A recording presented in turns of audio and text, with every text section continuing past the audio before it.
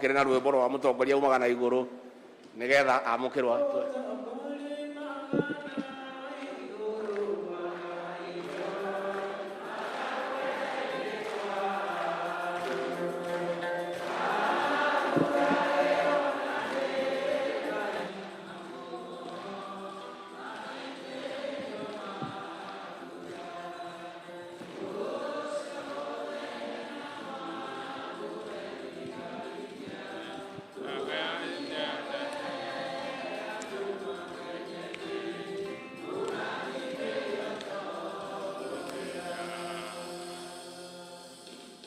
Asanteni sana. Tafadhali tuketi. Baba wetu Askofu Mkuu Samson Mudhuri, Askofu rafiki yangu Frederick Wang'ombe, Askofu rafiki yangu David, Askofu wetu baba wa kanisa hii Amos Kibudhu, Askofu wetu tena mkuu Julius Njoroge, viongozi wote, ndugu wa Kristo, watu wa AIPCA, Bwana Yesu asifiwe. Asanteni sana.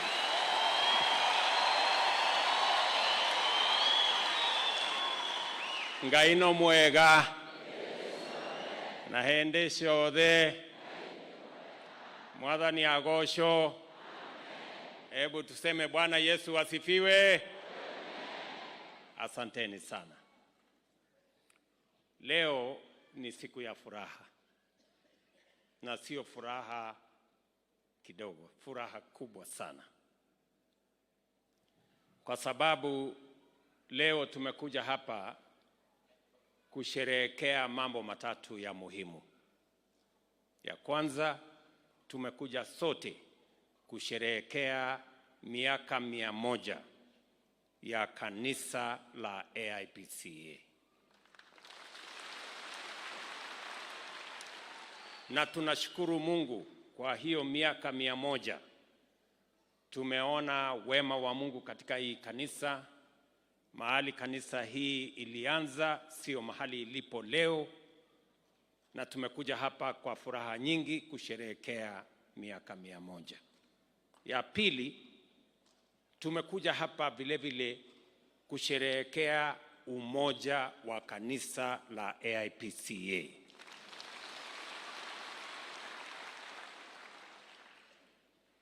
Nyinyi mnaelewa, sote tunajua kwamba tumekuwa na matatizo hapo nyuma, lakini kwa mapenzi ya Mungu leo tumekuja hapa kusimama katika madhabahu haya tukiwa kanisa moja la AIPCA. Tumshukuru Mungu jameni. Hii si kazi ya binadamu, hii ni kazi ya Mungu.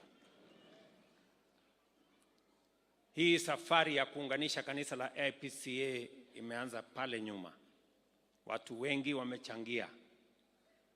Mimi nikapatikana pale njiani wakati viongozi wa kanisa hii walinitembelea, wakaniambia ya kwamba tafadhali, tuko na matatizo, tungependa tutafute namna ya kuunganisha kanisa. Na hiyo ni karibu miaka 7-8 imepita sasa. Nikiwa naibu wa rais, nikasikiza kwa makini, kwa sababu tulikuwa na marafiki wengi katika kanisa hii.